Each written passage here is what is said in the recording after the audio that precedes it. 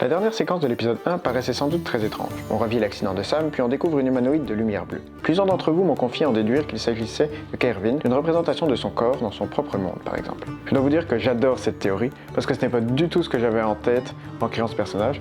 Ça fait tellement de sens de l'interpréter ainsi que je n'ai pas vraiment envie de donner de réponse quant à l'identité de ce personnage. Mais on y reviendra vers la fin de cette série. Ces séquences dans ce monde qui est parfois suggéré comme étant le paradis sont entièrement générées en 3D. Ce monde-ci est en contraste avec l'autre monde dont nous pouvons douter de la réalité. Comparé aux scènes vibrantes de couleurs et de monde, il semble froid, sombre et vide.